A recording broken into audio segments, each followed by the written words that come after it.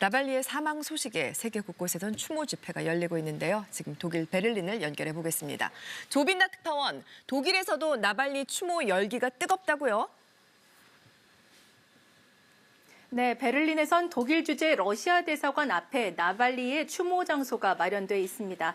여전히 추모객들의 발길이 이어지고 인근 서점엔 나발리 관련 서적도 전면에 등장했습니다. 나발리 관련 사망 소식이 전해진 당일에는 약 600명이 러시아 대사관 앞으로 몰려들어 집회를 열었습니다. 영국과 프랑스, 이탈리아 등 유럽 곳곳에서도 푸틴 러시아 대통령을 비난하는 시위가 이어졌습니다. 러시아는 사인이 규명되지 않았는데도 서방이 이미 결론 내리고 있다며 강하게 반발하고 있는데요. 이 서방이 나발리의 죽음을 이용한다는 주장도 내놨습니다. 추모 행렬과 시위가 이어지고 있군요. 사실 독일은 우크라이나 피난민을 가장 많이 받아들인 나라이기도 한데 전쟁 2년이 된 지금 상황 어떻습니까? 지금 베를린 브란덴부르크 문 앞에선 우크라이나 난민들이 이 평화를 위한 집회를 열고 있습니다. 전쟁으로 인해 난민이란 이름으로 세계 각지에 살고 있는 우크라이나 사람 약 630만 명입니다. 이 전쟁 전 우크라이나 인구 7분의 1에 해당하는데 독일에는 가장 많은 수인 110만 명이 살고 있습니다. 그들의 삶은 어떤지, 독일 사회는 이들을 어떻게 받아들이고 있는지 현장 취재했습니다.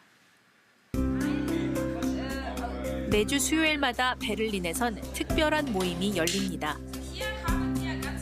다양한 게임을 통해 독일어를 배웁니다. Diese Blume nicht stehen in Wasser. 피란을 오기 전까지 독일어를 해본 적이 없는 사람들이 대부분입니다. Ми з дочкою в Німеччині вже 2 роки. До цього я німецьку не вчила. В мене це трішки лягло на стрес від всього.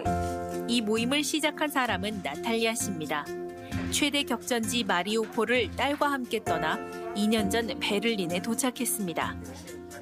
Рятували своїх дітей, але залишили там, в Україні, чоловіка, який залишився в Маріуполі. Ми познайомилися і ми шукали співоднодумців. 전쟁으로 고향을 떠나 지금까지 독일에 머물고 있는 우크라이나 사람은 110만 명입니다. 2년이라는 시간은 전쟁을 치르기엔 긴 시간이지만 새로운 언어와 문화, 제도에 적응하기에는 짧은 시간입니다.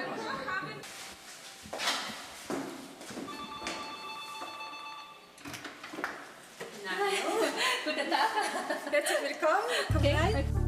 2년째 베를린 딸의 집에서 살고 있는 류드밀라 씨 부부. 동원령이 내려지자 손자들을 데리고 우크라이나를 떠났습니다. 군에 있는 아들 걱정에 하루도 마음 편할 날이 없습니다. Я не хотіла їхати. Але ж мій син сказав: "Мама, забирайте дітей". І ось згадати так больно. І ми забрали дітей. Ми зараз уїхали, а Тарас пішов в військкомат і пішов на фронт. 베를린에서는 정부 지원금만으로 생활합니다. 하지만 복잡한 행정 절차에 익숙하지 못한 부분은 지원금을 못 받은 적이 많습니다. Але в цьому місяці нам ще не заплатили зовсім. Ми зараз за юрійний рахунок, да. 3 рази в цьому місяці був у соціалі. Зараз кажуть, чекайте листа. 아들과 어머니를 부양하고 있는 올가 씨. 2년 전 베를린에 도착해 시작한 일은 청소였습니다. Говорила, это было в сфере уборок. Это была одна из причин, почему я ушла, потому что нужна работа, где ты сможешь тренировать свой разговорный немецкий. 올가 씨는 독일에 정착하기로 마음먹었습니다. 하지만 지금의 독일어 실력으로는 막막하기만 합니다. 독일에서 일자리를 찾은 우크라이나 사람은 5명 중 1명에 불과합니다. 덴마크나 폴란드 등 다른 유럽 국가에 비해 유독 낮습니다. 일정 수준의 독일어 능력과 숙련도를 요구하는 등 직업에 대한 진입 장벽이 높은 게 주요 원인으로 꼽힙니다. 그럼에도 불구하고 낮은 노동시장 참가율은 논란의 대상으로 떠올랐습니다. 독일은 우크라이나 피난민에 대해선 특별 난민 지위를 인정해 독일 시민과 똑같은 복지 혜택을 주고 있습니다. 한 달에 기본 563유로를 비롯해 주택비까지 포함하면 1,012유로, 146만 원 정도입니다. 다른 유럽 국가와 비교해 좋은 조건이 오히려 일을 안 하게 만든다는 주장입니다. 독일 제1야당인 기민당 메르츠 대표는 최근 이런 혜택이 실수였다고 비판하고 나섰습니다. 튜링겐주의 한 지방정부와 의회는 우크라이나 피난민에 대한 특혜 철폐를 연방정부에 청원했습니다. For Ukrainian as a university degree, meaning that the places that they can work are harder to find.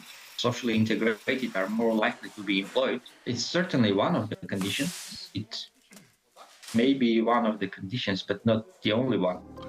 최근 조사에서 독일에 있는 우크라이나 사람 110만 명 중 절반은 장기 거주를 원한다고 답했습니다. 통합을 지향하는 독일 사회. 하지만 고민도 본격화되는 모양새입니다. 베를린에서 조빈나입니다. 조국을 떠날 수밖에 없었고 하지만 타국 정착은 힘겹고 길어진 전쟁이 여러 고민과 갈등을 야기하는 것으로 보입니다. 그리고 앞서 나발리 사건의 경우 유가족에게 시신 인계조차 제대로 되지 않고 있다면서요. 맞습니다. 최근까지도 나발리의 어머니는 아들의 시신을 확인조차 못하고 있었는데요. 네. 얼마 전 러시아 관리들이 찾아왔어요. 날짜와 장소를 정해주면서 비밀 장례식을 치러라 이렇게 협박한 게 알려져서 공분을 사고 있습니다. 네. 또 구급대원 증언에 따르면요. 나발리의 가슴에 커다란 멍이 있었다고 하는데요. 일각에선 이게 암살 흔적 아니냐 이런 주장도 나오고 있죠. 그렇습니까? 러시아 KGB 요원들의 주먹으로 심장을 가격하는 암살 기술에 당했다는 것이죠. 네. 심지어 나발리가 수감됐던 교도소장이 최근 내무부 대령급으로 승진한 것이 알려지면서 푸틴의 보상이란 의혹이 제기되고 있습니다. 그렇군요. 현재 러시아 당국은 이 모든 의혹을 부인하고 있습니다. 김재선 교수님, 네. 이번 이 사건이 우크라이나 전쟁에도 영향을 주고 있다고요? 네, 이 우크라이나 전쟁이요. 이 이스라엘 하마스 전쟁 때문에 조금 우선순위에서 밀리는 그런 부분도 있었고요. 또 우크라이나군이 대반격에 실패를 했습니다. 그러고 나서 피로도가 높아진 것도 사실이에요. 그렇죠. 그런데 이번 나발리의 의문사 때문에요. 서방이 다시 결집하는 분위기입니다. 네. 지난 16일이죠. 이 3일 동안 이 세계 최대 안보회의라고 할 수 있는 뮌헨 안보회의가 열렸는데요. 여기서 나발리 부인이 연단에 올라갑니다. 그래서 우크라이나에 무기 지원을 호소했고요. 이후에 덴마크가 이 자국의 포탄을 모두 지원하겠다고 약속을 했습니다. 영국의 수낙 총리의 경우에는요.